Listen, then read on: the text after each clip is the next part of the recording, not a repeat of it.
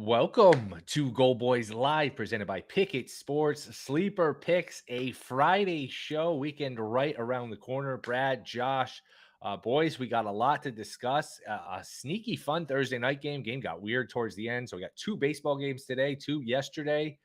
I guess let's just start with the football. Because the series are getting good now in baseball. We'll get to those soon. We'll do our football picks, but we were just talking before the show about Al Michaels and how look, father time catches up to everybody. And when you say the guy's down at the one and they're basically kicking the extra point and you then realize they scored, maybe it's time to hang them up. But what did you guys take away from the game last night? Brad, I'll start with you. Yo, this was crazy. So I missed the first half of the game, right? Like I had volleyball league. So I'm just getting notifications like in between games. And everyone's like, oh, this game sucks. Blaming X, Y, and Z. Kamara did hit. I talked about Kamara yesterday. His receptions was easy. It was plus money. But then I turned the game on and it's like an epic battle. Like I had a great time watching the game because I watched like only the good parts, which was really phenomenal. Still think Derek Carr is like a check down merchant. It's weird because like I guess he might be more hurt than we think he is, at least from what I saw. Also, the play calling in that for that the four plays they had at the 3-yard line was terrible. Throw your fade on the first down, second down. You don't throw the fade on your fourth down. Fourth down, you want something coming across the middle so your guy can at least touch the ball. That's just me. That's just my thinking. Taysom Hill was working. Seemed like that was a good situation. Yeah. Yardage to fucking use him. Didn't they have 3 timeouts, or am I tripping? They had at least 2. They had enough to like run him twice. Yeah. And fall forward for a yard and a half every time like he does, and they didn't do it. They waited till 4th down to do it on the prior touchdown as well. You know what I mean? Yeah. Like they were just choking all over themselves. Dennis Allen's a fool. The frustrating part, man, is that there was a defensive touchdown because that just changes everything. Like what I needed was like a few more yards from Evan Ingram. Like a few more. And just that one defensive touchdown, putting them up 2 scores, knowing they're going to sit on the ball when they get it back, which is not going to be forever now because the Saints are going to drive down and get the ball fucking back again. Like it just crushes so many bets when that shit happens. That I still hit all these singles, but I had like a 4-leg parlay that would have been really nice. And the one leg that doesn't hit is Evan Ingram. Game was 31-24. The total was 40. This was an interesting line move. It never really got, it was 1 and 2. I think 2.5 was the highest we saw. It didn't really get higher than that. And obviously, with the uncertainty around Lawrence looked fine. We talked about how these low-scoring games, it might not last because the league doesn't like it. Little conspiracy theory stuff. I mean, if Moreau catches the ball, that's 31 all, hit it to overtime. I don't think they would have gone for 2 there. That would have been interesting. I know.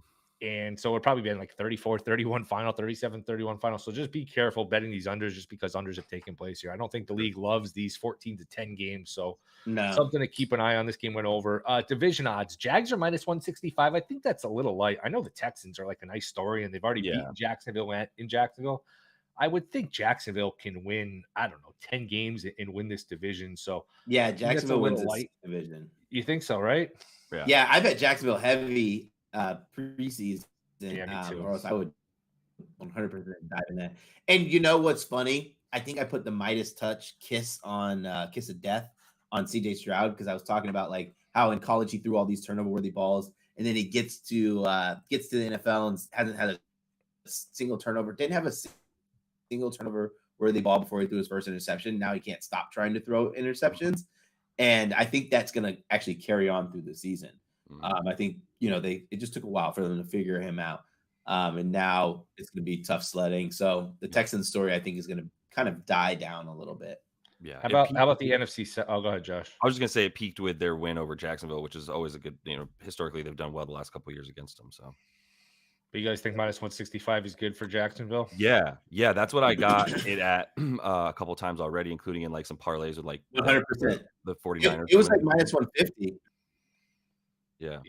That's a good parlay. NFC South, Bucks are the short shot now, +160. Atlanta +185. This division's so gross. Saints are 2-1.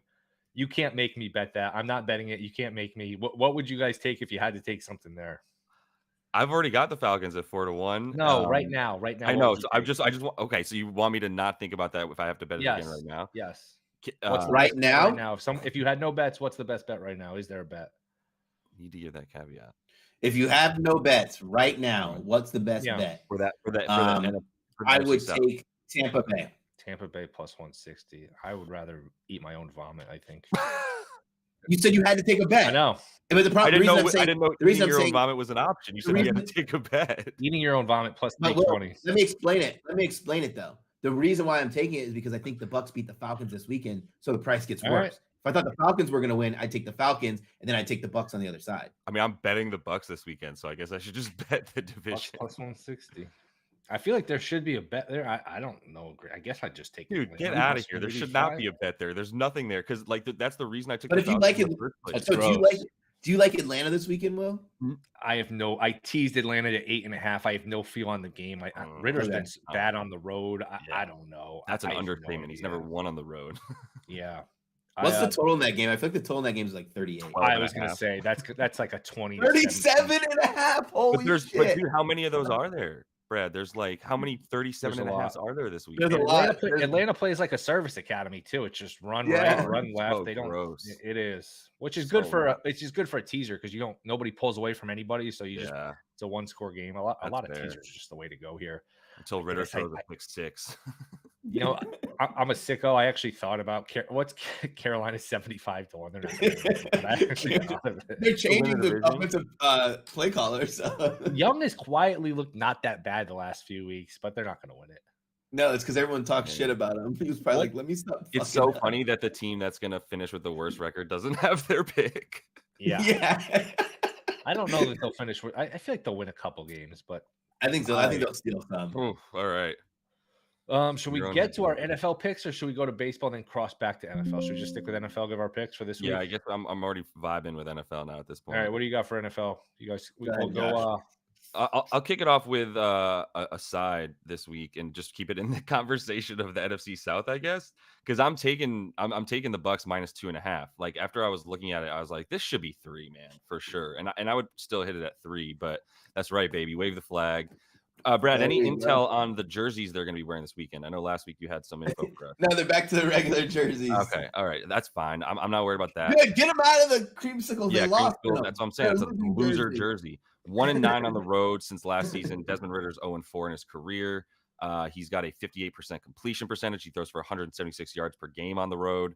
Tampa Bay's rush defense is very, very good.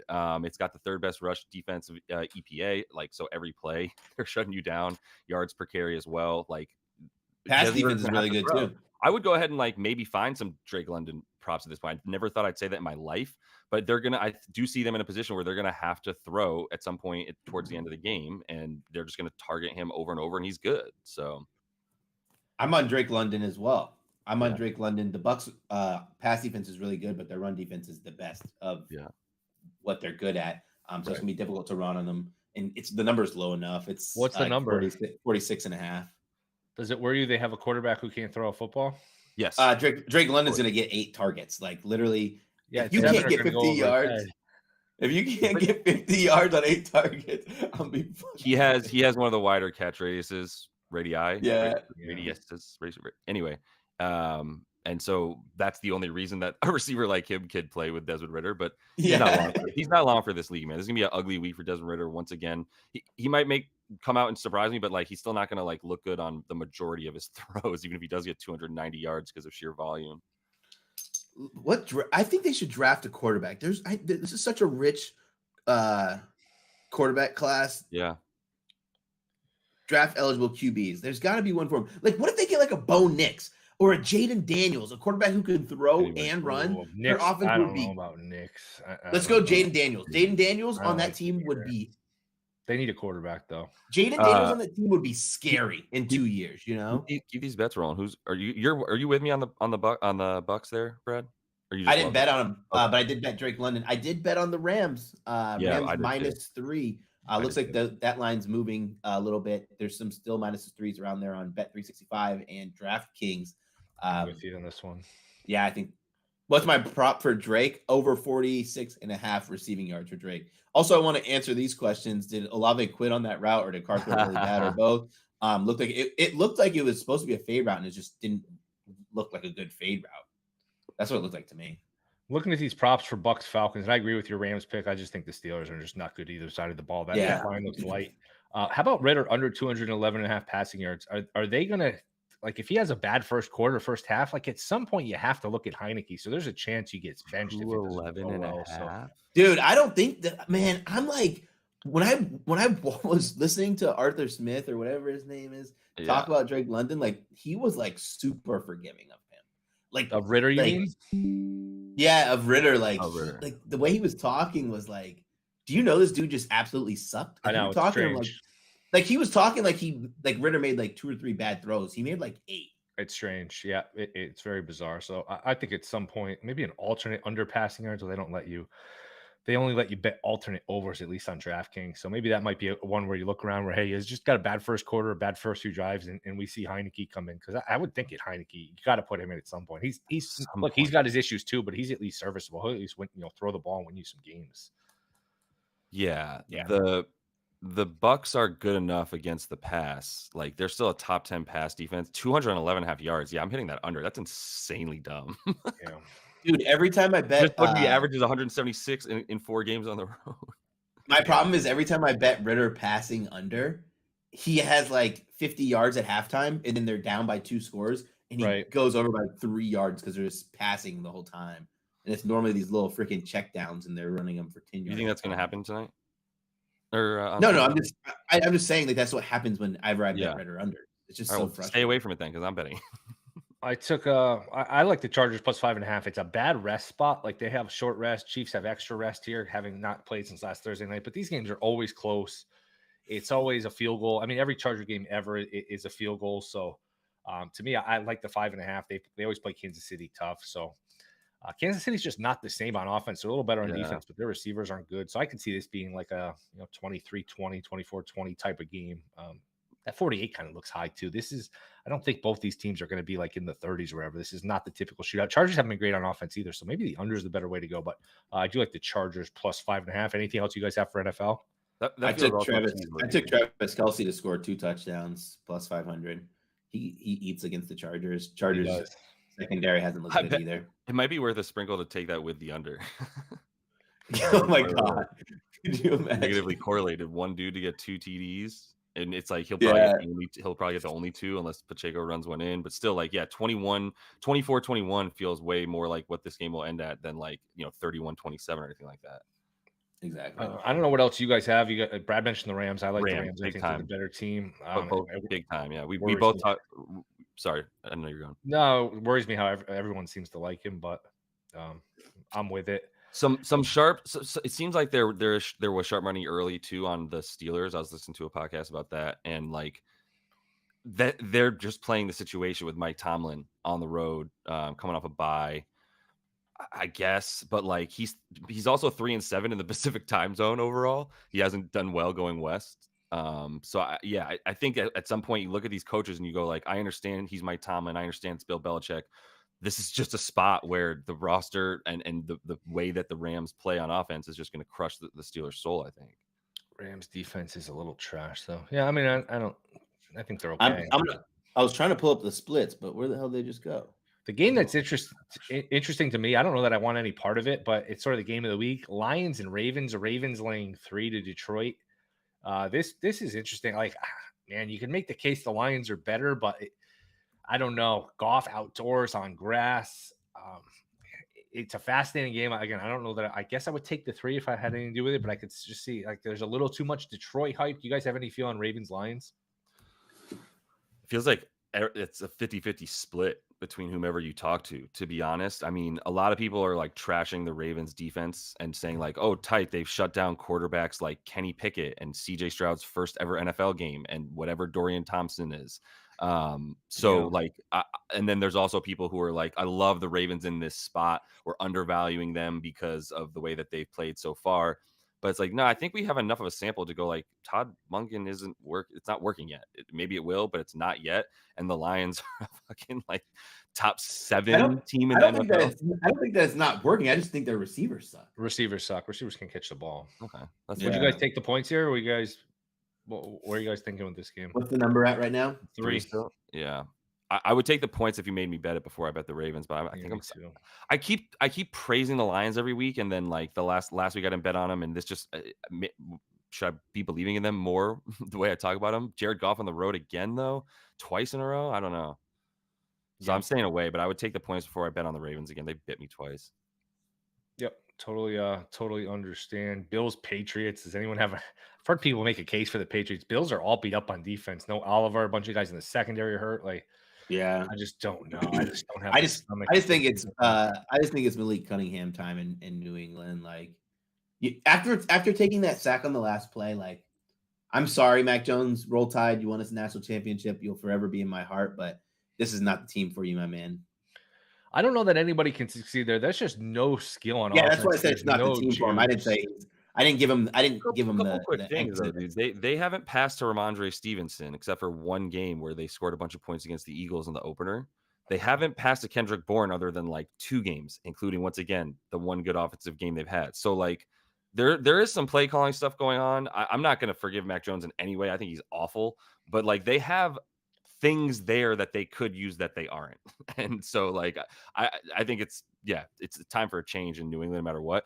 The history says you take 8.5 points in a divisional game with Bill Belichick not going that far away from Foxborough, but like I'm not I doing would it.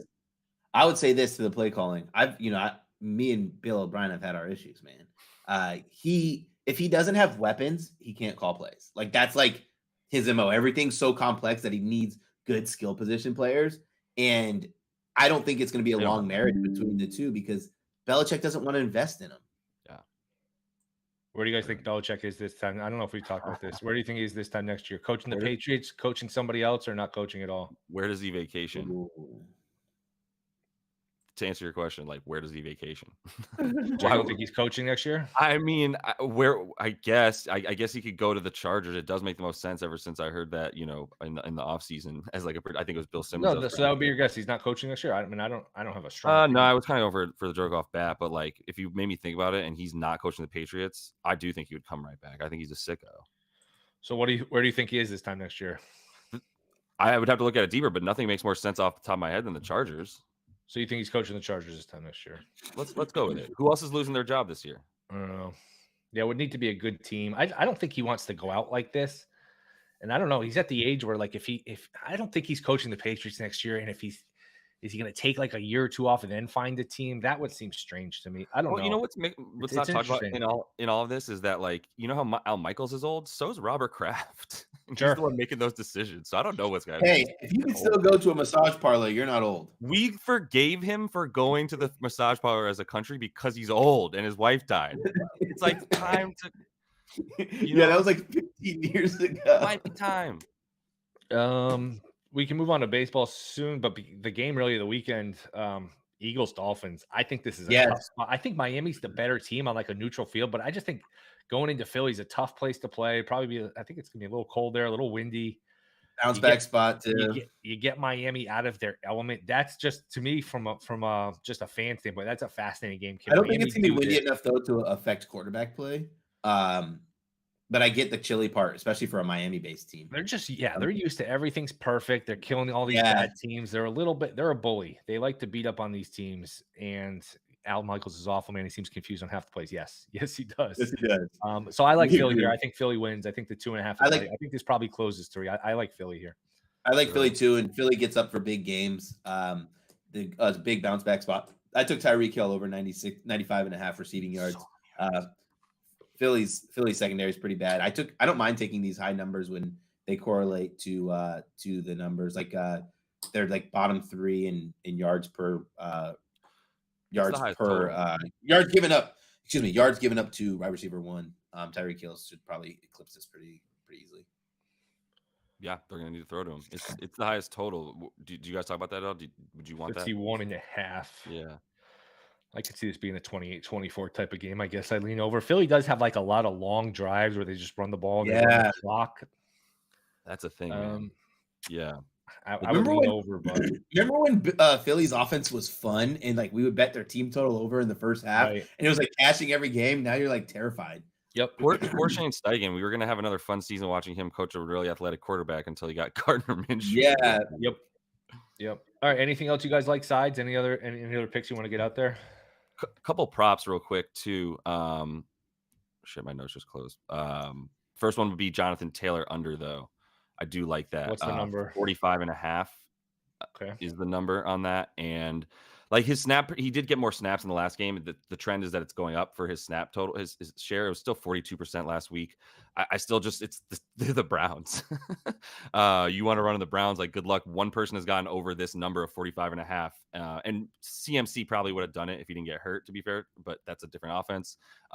Gus Edwards, Gus the Bus, is the only one of the running backs that have faced this team to get over 44.5 so far this season, but I'm still not feeling it. And like Zach Moss is still there. It'll be probably 50 or 60% max for Jonathan Taylor on the snap share. Good luck getting that against the Browns. All right. Anything else? No. For me. In the same game, I'm taking over Josh Downs 4.5 receptions. It's getting like 12 a game from Gardner Minshew or whatever. Not that many, but like 9 to 10. So, all right. And Laporta over receiving yards. Gronk Jr. I took Chargers, Eagles, Rams, and I think we all kind of agree Ritter under passing yards. I don't know if you guys want to give a quick recap before we go to baseball, Brad, because people are asking, Brad, you're over Tyreek Hill passing yards, receiving yards? Yeah, 95.5. It's juiced to -115, but if you can play 100, I don't mind if you want to get plus money. Right. I'm gonna play him. I'm gonna play him 100 plus and a touchdown, and I'm gonna play Travis Kelce 100 plus and a touchdown as well. Baseball. These series have gotten good. A couple of days ago, it was 2-0, 2-0. Looked like we're looking at sweeps, a bunch of layoffs, a bunch of days off. Now we got 2-1 Phillies, Diamondbacks. Diamondbacks with a chance to tie it today. Looks like Sanchez going for Philly, and a bullpen game for Arizona. That is interesting. Total 9.5. Phillies -135. And then rematch of game 1 with Texas and Houston. That series now tied 2-2. Texas -115. Total 9. Anybody have any plays on either of these games? I took Montgomery over 15.5 pitching outs, pretty much the same as 16.5. Outside of that game versus the Orioles, he's been freaking lights out. I think he's Sandy Koufax. he's been pretty beastly. I like him to continue. 3.5 Ks. It's juiced at -155, but man, getting to 4 Ks like is pretty reasonable. Probably gonna let him pitch 5 or 6 innings. I know he just saw them 5 days ago, and that hurts the pitcher more than it does the offense. But I mean, you said 3.5 or 4.5. Well, did you say 3.5 or 4.5? 3.5 is -155. Yeah, wow, man, I might play that. On FanDuel. What'd you say, Josh? -172 on FanDuel. Yeah, 155 is a nice number. I might play that, but then I get double screwed if like he blows up and doesn't get the Ks. Did you? Yeah, that's true. Did you guys see the parlay yesterday? The pitcher prop. Yeah. Parlay? Oh my goodness. JFAR or whatever. Yeah, that was that's one of the more insane ones you'll ever see. It was, just so I get it right, it was Fott 8+ strikeouts, Suarez 7+ strikeouts, 140 paid $103,127.21, 735 to 1. The guys who hit these things, like I want them to go on a show and explain why they hit them. I don't care if they do it afterwards. I've been talking to a few guys who do that, and one of the things, Brad, is like you're looking for things that obviously you're just starting with like nothing less than like 35 to 1 for like hopefully for each leg in a way, and then from there when you put them together, it's like what are the like why could this happen? Like, what are the ways that this could happen? Is there a path to this? Is this anything? Mispriced? And even if they get like, okay, there's a 7% chance that this thing happens, I'll take that at 730. That's incredible for 735 to 1. Yeah. You know what I mean? Like, so yesterday I gave out, I only doing big plus tickets in hockey because I'm doing expected goals. So basically to get more value, you need it to be like plus 200 or more. All 3 of mine hit and they were all plus 220 to plus 275. Some were 300. And someone goes, did you parlay them all together? And I was like, well, I didn't even think to parlay them all together because I'm already like doing the mathematics on the value. I would be losing value on the individual tickets. And like, but then hindsight's always 2020. I'm like, well, shit, I should just parlay them.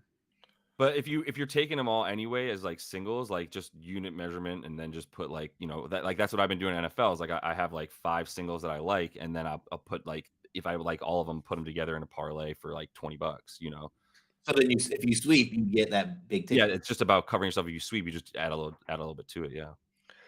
I mean, the thing here is like Suarez case was 2.5 in some spots. Font Right. probably wasn't much higher. The thinking was, hey, these guys are only going to pitch like 2 or 3 innings, not going to strike anybody out. Where it's like, I mean, obviously it's hindsight, but you look back, But hey, what if if they're they pitching go well, they're deep? not going to take them out. Yeah, if they're striking people out early, they're going to be allowed to pitch. And then Yeah. there's the And that's upside what of hey, I 7, think 8, that's what those guys seven, are eight's not doing. that many. It's not like they got 15. So that to me, and again, it's easy to say this. Yeah. In fact, that seems like just crazy odds for 7 But I just want strikeouts, to make 8 clear, like strikeouts. And that. then you always see it. Go ahead, Brad. But you always see it with like the guys who hit those kind of parlays. It's never like Max Scherzer to get 13. It's Right, like exactly. Fox. Never. Like it's That's like not guys where the who value never is. thought think about. 100%. It's never that. It's No. literally like Deontay Hardy first touchdown because it's like it's like that's all I want. That's where the value is. Which I still think that number was really light. Oh, I that was think a light 31 number, was but you light. get what I'm saying. Like for a random dude or Jawan Jennings to have the first to 15 yards, right? Like Stone betting is always playing that, Eric Stone, and so like the conversation you're saying, Will, though it's interesting is like in hindsight it's easy to say XYZ. Wait, his They last name are is having Stone? that conversation in foresight. Yeah, like the Ravens player.